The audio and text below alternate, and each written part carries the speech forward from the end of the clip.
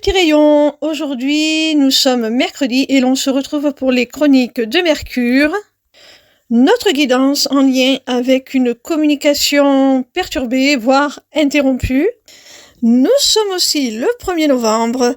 On va prolonger un petit peu les célébrations de Samhain. J'ai utilisé pour ce tirage l'oracle Les Saisons de la Sorcière, oracle de Samhain, de Lauriane Anderson et Juliette Dias, illustré par Giada Rose. La première carte s'intitule Les Voix. Elle te dit jusque dans tes tripes, sans les enchanter ton souffle, écoute la lueur crépitant dans tes yeux, c'est là qu'elle te guide. À travers cette carte, on t'incite à écouter la voix de tes proches, de tes aïeuls, d'aller leur demander conseil.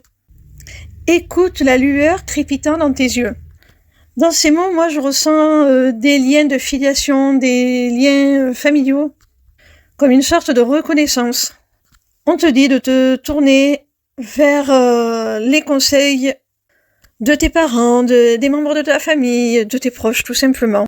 Et en cette période très particulière qu'est Samhain, la Toussaint, on te demande aussi peut-être d'aller un petit peu plus loin et d'écouter un petit peu tes guides, les défunts qui t'accompagnent, de leur demander de t'aider à y voir plus clair. La deuxième carte s'intitule La Hantée. Elle te dit « Le plancher qui grince sous tes pieds nus, le mur qui craque quand le froid saisit la peau, on n'est jamais tout à fait seul en compagnie d'un esprit. » Alors, j'y vois deux messages dans cette carte. Le premier en corrélation avec la première carte, qui te dit que tu es accompagné même si tu n'en as pas conscience. Tu n'es pas toute seule. Ou tout seul.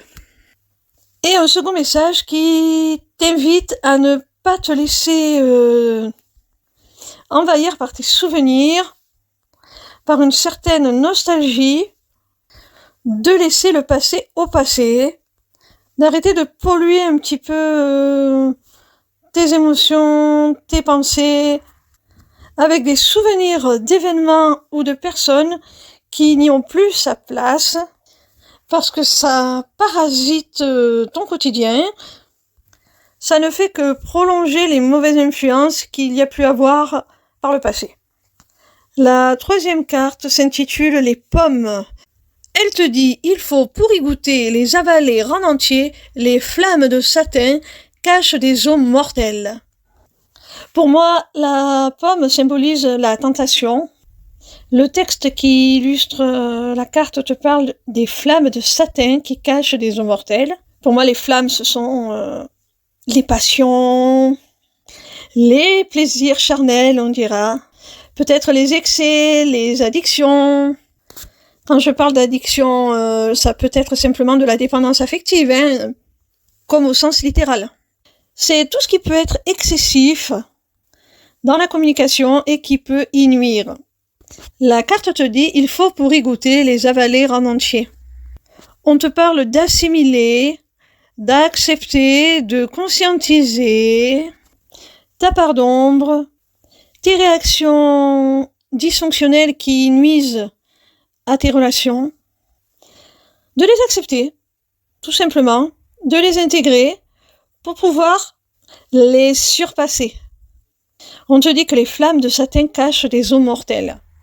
Alors, en les épousant, tu vas certainement t'y brûler, Ça va faire mal, ça va piquer.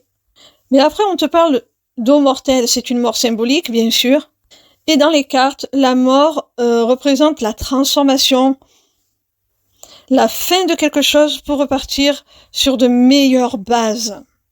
On te demande tout simplement de prendre conscience de tes émotions débordantes, de tes blessures peut-être mal guéries, qui parasitent ta communication. De les intégrer afin de te remodeler, de te métamorphoser et en même temps de métamorphoser ta façon de t'exprimer, ce que tu transmets, pour que ce soit plus authentique. La quatrième carte est le silence. Il y a de la douceur dans le vide qui accompagne le silence et l'inaction, une présence de l'être pleinement incarné. Alors pour effectuer ce travail de guérison qu'on a vu avec la carte précédente, d'acceptation, d'assimilation, puis de guérison, de renaissance qu'on a vu avec la carte précédente, on te demande de te recentrer sur toi, de te mettre dans le silence, au sens propre comme au sens figuré. C'est en faisant le vide autour de toi, on te parle de douceur dans le vide qui accompagne le silence. C'est en faisant ce vide autour de toi que tu vas pouvoir être pleinement présent à toi-même. La carte te dit une présence de l'être pleinement incarné. C'est ainsi que tu vas pouvoir t'ancrer, que tu vas pouvoir retrouver plus de stabilité, de paix, et te retrouver tout simplement. La dernière carte est celle de la citrouille. Libère l'esprit qui est en toi, le pouvoir fertile que tu nourris. Ta chair veloutée sur ma langue est un don que je chéris chaque jour. Alors on voit avec cette dernière carte qu'après t'être recentré sur toi, après avoir fait ce travail, après t'être un petit peu isolé, tu vas pouvoir sortir de cet état, tel le papillon qui sort de sa chrysalide, transformé. Ça va être une libération.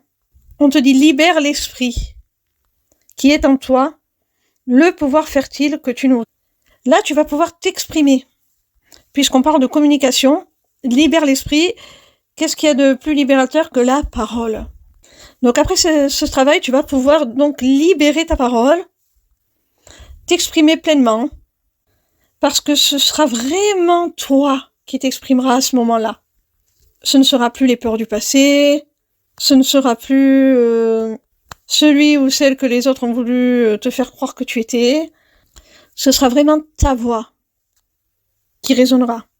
Et là, tu vas rentrer dans une communication qui sera fertile, constructive avec ton autre.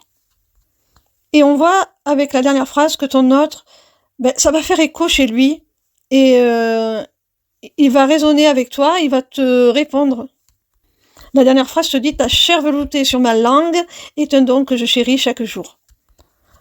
Donc on parle bien de communication, hein, puisque là on parle de langue. C'est ton autre qui te parle. Il te répond. Parce que tu as un discours beaucoup plus apaisé, beaucoup plus mûri, beaucoup plus riche en maturité et surtout beaucoup plus authentique. Et ça, ton autre le ressent. Ça fait quoi en lui? Il y a comme une sorte de reconnaissance et du coup, il te répond. Si vous étiez en rupture de communication, on a vu que la carte précédente, c'était le silence. Sache que ce silence était nécessaire et avec cette dernière carte, on te dit de ne pas t'inquiéter. Que malgré ce silence, l'autre a vu le travail que tu as effectué sur toi et va y réagir favorablement. Voilà mes petits rayons, j'espère que cette guidance vous a plu. Sachez que désormais vous avez la possibilité de vous inscrire à ma newsletter, le Taroscope, pour recevoir vos prédictions signe par signe chaque semaine. C'est totalement gratuit. Vous pouvez aussi prendre rendez-vous avec moi pour une consultation privée ou pour un rendez-vous découverte de ma formation, l'Académie des Arts Divinatoires. Pour finir, vous avez aussi accès à ma boutique Etsy, où sont déjà mises en vente mes runes, qui seront bientôt rejointes par une autre création originale de ma part, dont je ne vous parlerai pas plus, je maintiens le suspense, je vous fais la surprise. Tout cela est maintenant disponible via une seule page, l'émissivecéleste.fr. Alors n'hésitez pas. Vous y aurez aussi très bientôt la possibilité de vous inscrire à mon webinaire gratuit « Deviens ton propre guide grâce aux arts divinatoires ». N'hésitez surtout pas à me retrouver en live sur TikTok. Je répondrai gratuitement à vos questions tous les soirs du lundi au vendredi à partir de 20h. Voilà, je vous embrasse et je vous dis à demain. Gros bisous mes petits rayons.